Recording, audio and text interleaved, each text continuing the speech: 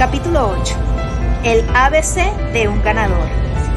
Procúrate cada día un espacio para disfrutar de tus logros, para reconocer lo que has obtenido en tu vida, todo aquello que es un símbolo de progreso y motivo de felicidad.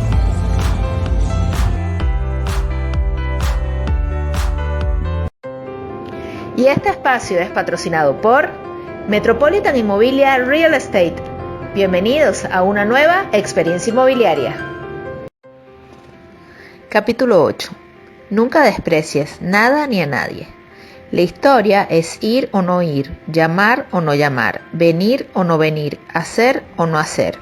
Inició para mi vida un episodio con el color que se pintó a Venezuela de esperanza, el color vino tinto. A pesar de que ya se habían realizado 10 partidos en el año 2001, para el Mundial de Fútbol Corea-Japón, Venezuela solo había acumulado 3 puntos. Estábamos eliminados. No obstante, ganamos 4 partidos seguidos, de los 8 que restaban. Nació la marca Vinotinto. Venezuela pasó a ser noticia para el fútbol del continente. Había dejado de ser la cenicienta de Sudamérica. La Vinotinto era el ejemplo a seguir. Representaba un ejemplo de cambio, un equipo con una historia perdedora asomaba al mundo un nuevo concepto, otra actitud que le estaba dando excelentes dividendos. Casi todo el mundo en Venezuela quería conocer qué había pasado en esa selección para que se transformara de esa manera. Muchas personas me abordaron, me llamaron para que contara qué había pasado, cuál era la fórmula. Y uno de esos interesados en conocer el caso de la Vinotinto fue el profesor de la Escuela de Economía de la Universidad Católica Andrés Bello, quien me dijo: Carlos Saúl, yo quiero que des una conferencia a mis muchachos sobre el cambio que dio la Vinotinto. Quiero que nos eches el cuento. ¿Qué hicieron ustedes para lograr esos grandes cambios en la selección de fútbol de Venezuela? Este tema seguro les puede ayudar a mis alumnos y quizás los inspire. Se trataba de estudiantes que cursaban los últimos 2 años en la Facultad de Ciencias Económicas y Sociales de la Universidad Católica Andrés Bello. A mí me correspondía decidir asistir o desistir. Decidí sin pensarlo mucho ir a la Universidad Católica, ubicada en Caracas, y dar la conferencia acompañado de un miembro de mi equipo de trabajo. El evento estaba en retraso debido a que uno de los estudiantes encargado de traer el video BIM no llegaba. El amigo mío empezaba a impacientarse.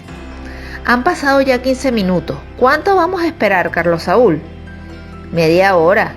Esto es un abuso. 45 minutos. Esto es inadmisible. Seguía.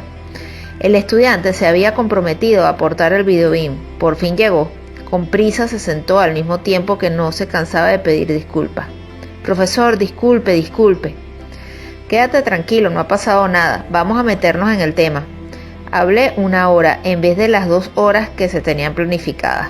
Cuando terminó la conferencia, el muchacho que había llegado retrasado se me acercó y me dijo: Profesor, ¿usted me puede dar una de sus tarjetas de presentación? Que mi papá está interesado en conocerlo. Oye, no tengo tarjeta, le digo, pero dame tu número telefónico y yo te doy el mío. Me da el número y le pregunto: ¿y tu nombre? Carlos. Me responde muy amablemente, pero el nombre era tan común que le pregunté el apellido para copiarlo en mi directorio telefónico y él inmediatamente respondió su apellido, que era poco común. Era el del presidente de un banco muy reconocido. Inmediatamente, con el asombro en mi cara, le pregunté: ¿tu papá es...? Y sin dejarme terminar respondió: sí, ese es mi papá.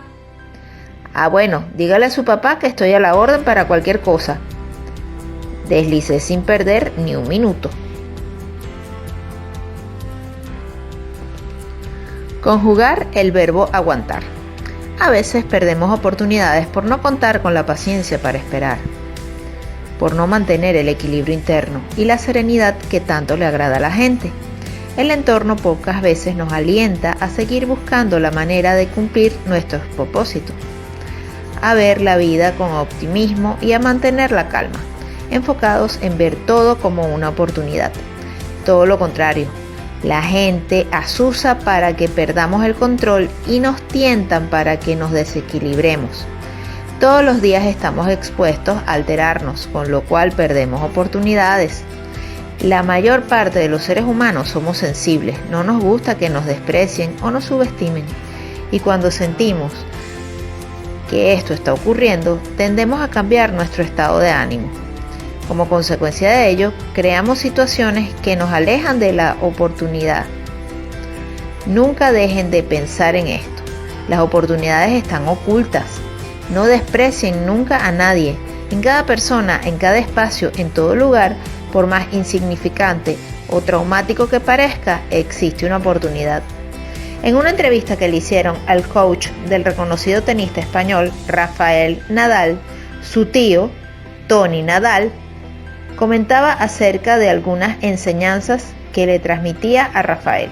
Decía: en la vida hay que aguantar las pelas. Se refería a que cuando las cosas no salen bien o se escapan de nuestro control, uno recibe como latigazos, sin darle para nada un sentido religioso. Yo le digo a Rafael, refería Tony, aunque a ti te vayan bien las cosas, aunque tengas dinero y éxito, tendrías que aprender a aguantarte, porque habrá cosas que no podrás controlar. Morirá un familiar o te dejará tu novia, eso lo tienes que aguantar. Y agregaba: es necesario conjugar siempre el verbo aguantar. Yo me aguanto, tú te aguantas, él se aguanta.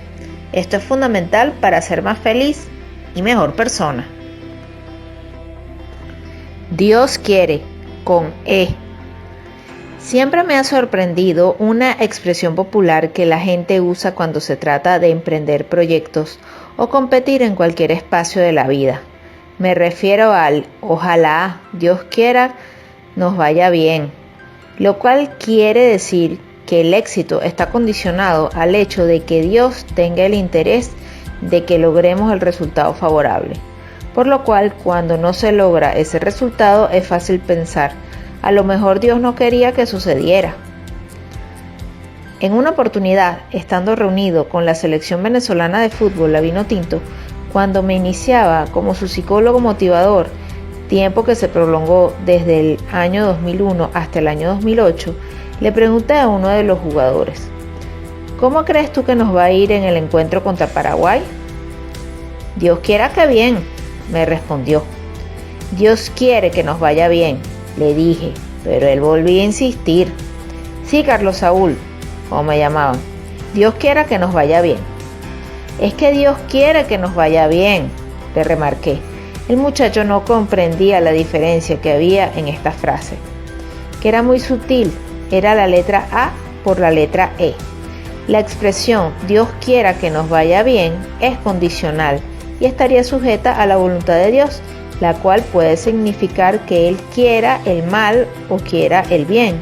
Pero dentro del concepto de Dios, admitir el mal es un supuesto negado, porque Dios es el amor, la bondad, el crecimiento, la prosperidad y el logro. En consecuencia, Dios quiere siempre que nos vaya bien. Por eso no tiene cabida pensar que en el espacio divino haya la posibilidad de que nos vaya mal. ¿Esto qué nos enseña? A estas alturas no pretendo darle un carácter religioso a esta narración, pero sí una interpretación y análisis de la religiosidad popular, en la que se refuerzan muchas creencias limitantes que te llevan incluso a la resignación ante los estados de marginalidad, pobreza o fracaso. Cuando leí la parábola de los talentos en el Evangelio de Mateo, interpreté perfectamente lo que mi mamá quería decir. Dios te dio un talento, un don, utilízalo al máximo. Sáquele provecho, mijo, porque usted, mijo, es muy inteligente y muy ocurrente y aplicado, y de eso depende la vida. Muchos nos preguntamos qué elementos determinan el éxito en cualquier disciplina. Sin haber estudiado, mi mamá ya lo tenía definido. Era cuestión de identificar unos talentos, lo que hoy se conoce como competencias, y ser ocurrente, que significa ser innovador y creativo, y ser aplicado, que no es más que la disciplina, la cual te lleva a ser constante y perseverante en todo lo que emprendas. Ser un ser en acción. Cuando estudié filosofía, mi profesor de fenomenología existencial me llevó a conocer una obra de gran contenido, Fenomenología Existencial del Dr. W. Louis Penn. Aun cuando lo que voy a escribir proviene de un análisis más de carácter filosófico, quiero simplificarlo para que tenga un mayor sentido práctico y utilitario. En esta obra se habla de dos formas de existir. Por un lado se refiere a un hombre presente y actuante, en el contexto en el que vive, aquel que es capaz de modificar la realidad, transformarla y hacerla a su imagen y semejanza, frente al hombre pasivo, contemplativo de la realidad, aquel que se adapta a ella y que, frente a la inmensidad de la existencia, se mantiene solo observante y casi oculto. Lo que quiero decir con lo anterior es que cada persona como ser vivo y capaz puede ser un agente de cambio en el medio en el que se realiza. Asumir una postura crítica, dejar su huella en todo, impulsar propuestas, plantear argumentos o simplemente participar, no permanecer ajeno a todo, es una forma de ser y de asumir la vida. Lo que importa aquí descartar es el hecho de que cuando examinamos el comportamiento de los grandes líderes, protagonistas en todos los campos, político, social, cultural, religioso o financiero, todos ellos asumen la posición de ser en acción. Se han comportado como hombres y mujeres con fe en sí mismos, visión clara, promotores de grandes obras y cosechadores de grandes resultados. Ejemplos sobran. Mahatma Gandhi levantó su voz contra la discriminación de su pueblo y logró la libertad de la India. Martin Luther King Jr., quien luchó contra el racismo, conquistó la igualdad de los derechos civiles de la raza negra en los Estados Unidos de Norteamérica. La Madre Teresa de Calcuta se manifestó del lado de los más pobres y creó una orden que opera en más de 150 países. Bill Gates cambió la realidad del mundo moderno con su compañía de software. Carlos Slim accionó y se convirtió en el hombre más rico del mundo. Michael Phelps actuó y se convirtió en el atleta de la historia, después de los Juegos Olímpicos de Beijing 2008. No se trata de que nos convirtamos en grandes héroes, de lo que sí estoy seguro es de que cada persona puede convertirse en un ser actuante sobre el mundo, consciente de que de sí mismo dependen los cambios y los logros. Honra tus dones. Quisiera recordarles de nuevo un episodio que marcó mi vida. Les comentaba anteriormente que cuando yo era niño y llegaba el día que iniciaba el periodo escolar, Consuelo, mi mamá, me llamaba para aconsejarme. La recuerdo diciéndome: mi hijo, cuando vaya a la escuela, hable de primero. En ese momento yo no sabía el significado, no comprendía la enseñanza que mi mamá me estaba dando. Solo recuerdo que aquel mandato me asustaba. Claro, tenía que ir a la escuela y encima hablar de primero. ¿Y por qué tengo que hablar de primero?, le preguntaba mirándola de cerca. Porque si no, después le da pena y no habla, respondía con esa seguridad suya.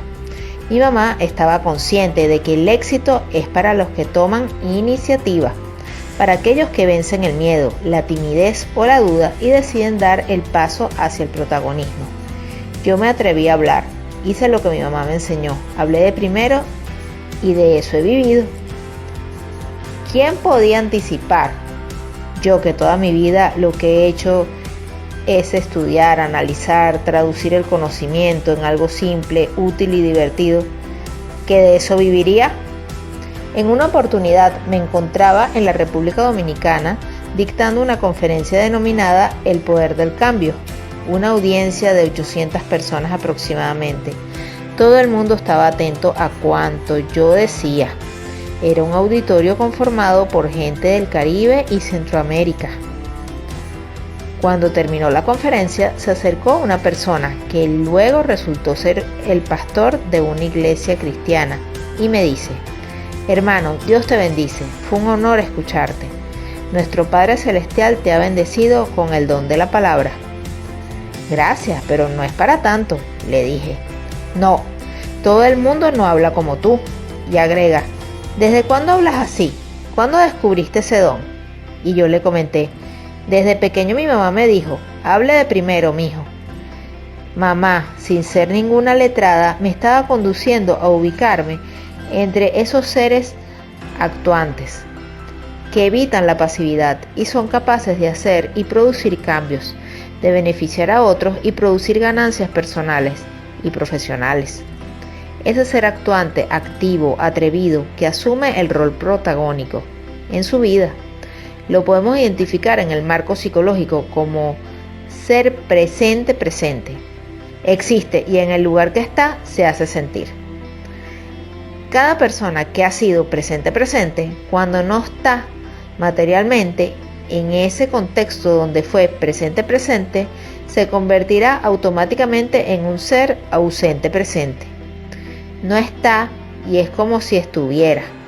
Las personas que son actuantes, quienes modifican la realidad, dejando enseñanzas y logros, marcan una huella imborrable. Todo ser presente se convertirá siempre en un ausente presente. Siempre será recordado. ¿Cómo olvidarse de Mahatma Gandhi? Cuando alguien está en un espacio manteniéndose ajeno a lo que ocurre, contemplando las cosas que pasan sin comprometer su pensamiento, su estatus, su cuerpo, su vida, entonces comienza a sembrar el olvido futuro. Es un ser que yo llamo presente ausente. Está físicamente ahí, pero es como si no estuviera. No habla, no dice, no opina, no participa. Está vivo porque no está muerto. Ese ser, cuando ya no pertenezca al mundo en el que le correspondía actuar, pasará a ser un ausente. Será de las personas que cuando dejan de estar ahí físicamente no significa ni siquiera un recuerdo, ya que no han dejado ningún legado, marca o enseñanza a nadie. No hay añoranzas, simplemente son unos ausentes. Ahora es el momento de reflexionar. ¿De qué lado te ubicas tú? ¿Cómo quieres vivir? ¿Cómo quieres ser recordado? ¿Qué estás haciendo con los talentos que Dios te dio? Si quieres ser ese hombre o mujer presente, para lo cual fuimos creados, entonces es el momento de accionar. Identifica las oportunidades que siempre aparecen para quienes tienen una decisión de cambio y da ese paso firme.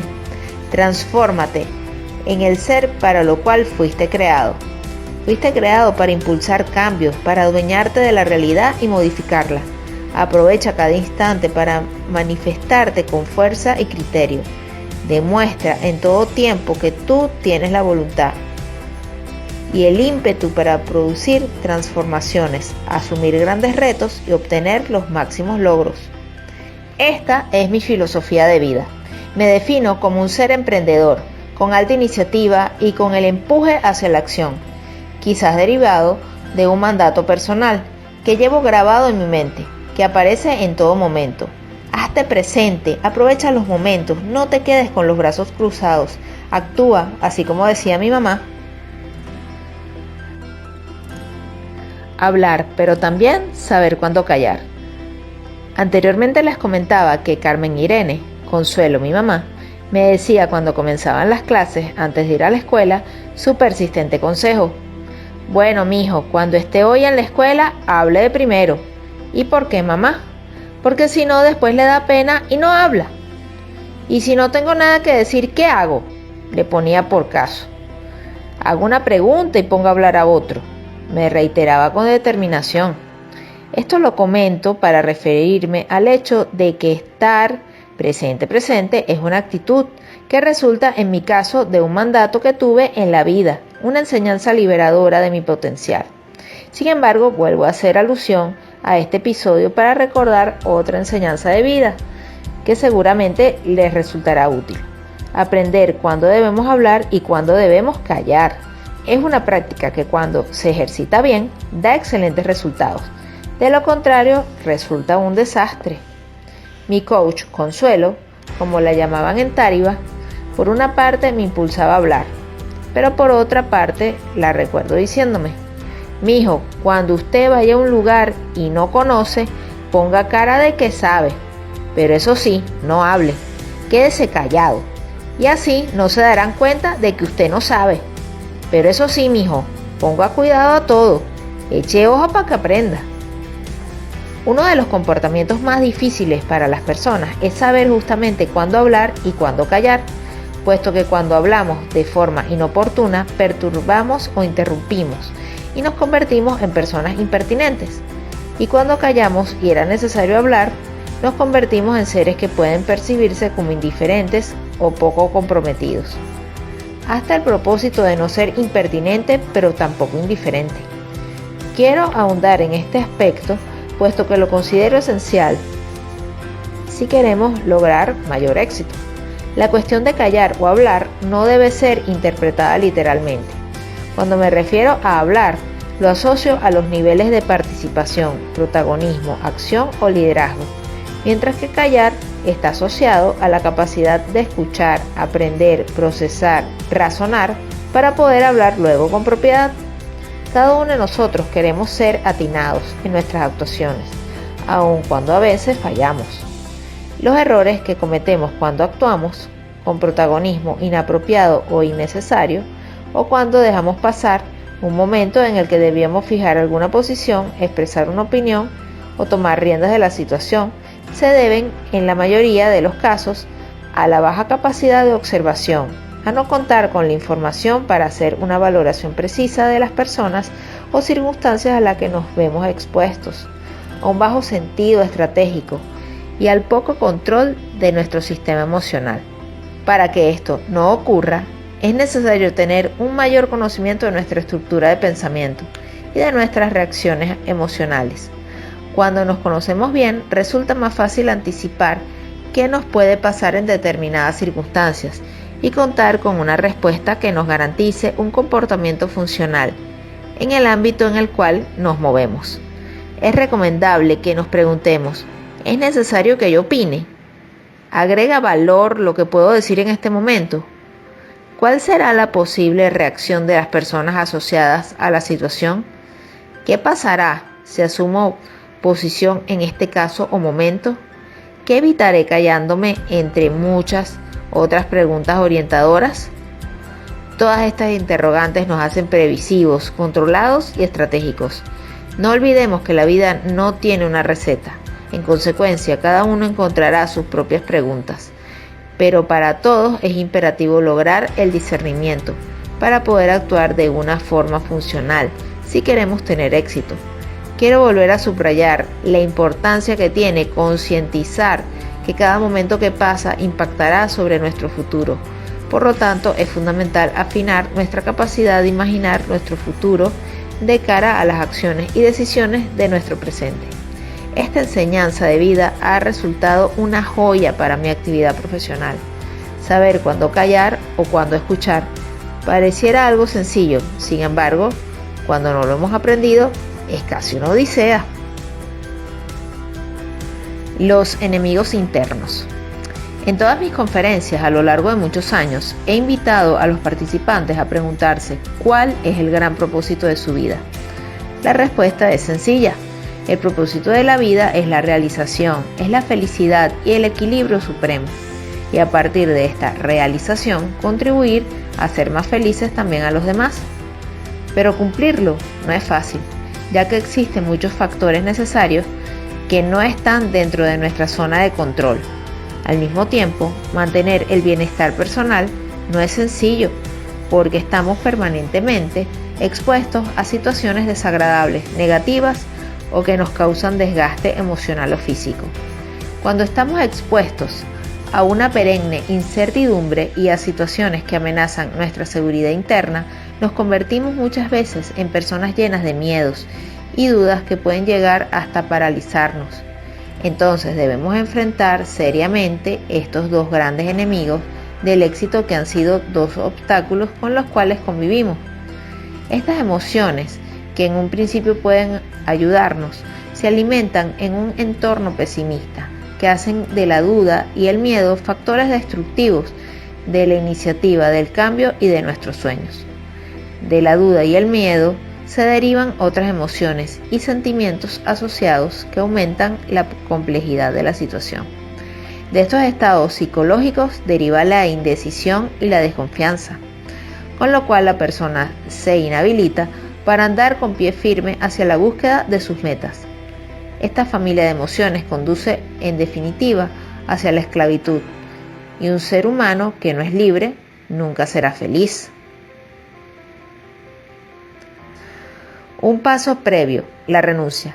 Si decides montar una bodega, una ferretería o una importadora, miles de razones te asaltarán para disuadirte de que lo hagas. La situación del país, la cultura, la pérdida de valores, el tema económico, la inflación, la inseguridad, los atracos, y terminamos por no hacer nada. Eso sí, cada día dudamos más, tenemos más miedo y le damos más importancia al entorno. ¿Qué hacer entonces? Como decía mi mamá, el miedo no existe, mijo. Vence la duda basándote en los éxitos que has tenido y haz caso omiso al entorno, que está sobrecargado de gente con miedos y dudas y esclavos de sus porotos o de sus pertenencias. Antes de dar tu primer paso en un proyecto de vida personal o profesional, ya sea que debas decidir casarte o divorciarte, invertir en un negocio, cambiar de ramo, abrirte paso por tu cuenta, etc., no importa la decisión que debas tomar, antes de dar ese paso definitivo, debes hacer una renuncia sincera al miedo, a la duda y al pesimismo. Nunca des un paso en miedo de la duda o con una carga excesiva de miedo. Una dosis de duda en un momento determinado es buena. La duda previa te lleva a revisar bien la decisión o a investigar aspectos que requieren más detalle, pero en el momento de la decisión, esta debe estar fuera de toda duda. Lo mismo pasa con el miedo. Cuando este aparece en el momento oportuno y en la dosis manejable, es profiláctico, positivo. El miedo previo nos hace ser precavidos, nos da una alerta y nos prepara para enfrentar cualquier eventualidad. En esta fase es de mucha ayuda, pero cuando llegue el momento de decidir, deberás renunciar al miedo si quieres que ese proyecto resulte. Las dudas y los miedos nos hacen personas inseguras, torpes, lentas y pesimistas. Nada que hagamos acompañado de la duda y el miedo dará un buen resultado. Así como desechamos al temido coco de la infancia, de adultos hay que despacharlos, decirle no a la duda y no al miedo para siempre. Cada vez que emprendamos un camino, una decisión crucial, un proyecto de vida, debemos dar el paso previo, la renuncia al miedo y a la duda, hacia la realización plena. Los enemigos no solo están dentro de nosotros, lo cual ya es un problema, pero son susceptibles de controlar. Además, hay enemigos en el entorno donde nos desenvolvemos que atentan siempre y hacen más difícil plantearse un propósito, y más aún cuando el propósito tiene un carácter muy elevado. Por ello, cuando emprendemos un camino hacia la plenitud, debemos estar conscientes de que este será arduo, lleno de obstáculos y de grandes sacrificios, pero al mismo tiempo debemos saber que no hay opción, puesto que la vida es plenitud. Se vive para la realización, porque la no realización es una especie de desaliento eterno, una muerte en vida. El resultado que esperamos en nuestra vida, cuando nos decidimos por la realización plena, trae unos premios que recompensan siempre el esfuerzo, porque el sentimiento de realización no se compara con ningún estado emocional del ser humano. Este sentimiento encierra todo el ser, lo envuelve y lo eleva a un nivel de éxtasis que solamente puede ser comparado, a mi juicio, con la experiencia de nacer. La realización del hombre es una especie de segundo nacimiento. No es biológico, sino espiritual. Produce la conexión con elementos que están más allá de lo inmanente, de lo alcanzado materialmente. El logro material debe ser consecuencia de la realización del hombre. Nunca el logro material debe ser el fin de la vida. Cuando el ser humano se centra en obtener riquezas, ganancias materiales, estatus o poder, al final de la vida se dará cuenta de que esto no fue una consecuencia de su realización como ser humano, usando el despliegue de talentos que Dios tuvo a bien entregarle. Mostrando agradecimiento, humildad y generosidad, se encontrará en un vacío que no lo llena absolutamente nada, porque ese estado de plenitud no se compara. Es producto de un accionar con los principios más elevados que el hombre puede levantar como bandera: el amor, la libertad, la justicia, la generosidad, el agradecimiento y la humildad. Que la plata no le quite la felicidad, Todo propósito material, entiéndase negocio, casa, carros, viajes o una profesión, deben traducirse en felicidad. Un carro debe hacerte más feliz. Un viaje es para el disfrute, una carrera es para la realización vocacional y un encuentro es para la alegría. Cuando logremos que todo lo que hagamos esté alineado con el gran propósito de la felicidad, es cuando estaremos en estado de plenitud. Mi mamá siempre me impulsaba al logro, al hacer, al tener, pues ella estaba consciente de las necesidades que había en mi casa. La recuerdo diciéndome: en la vida hay que aspirar a mejorar siempre, mijo, pero sin volverse loco. Para muchos la falta de dinero es un problema, para otros el problema es el dinero que tienen. El dinero deja de ser bueno cuando tenerlo te quita la paz, tu felicidad o tu realización como persona. Consuelo, mi mamá, me decía: usted tiene que trabajar para ganar dinero y estudiar una carrera que le dé plata, mijo, pero que la plata no le quite la felicidad. Ella siempre se preocupó de que yo fuese protagonista, de inducirme a que mostrara los talentos que ella decía que poseía, que no me quedara atrás. Usted tiene que picar adelante, mijo. Nunca se quede atrás. La escuela comienza el lunes. No se le olvide de que tiene que hablar, y hablar de primero, porque si no, después se le olvida o le da pena. Perdí el protagonismo. Y me atreví a hablar, y de eso vivo. Definitivamente todo es cuestión de actitud. Caerse es válido, pero levantarse es la mejor manera de hacerlo. Sé el maestro de tus sueños. Somos Metropolitan Master.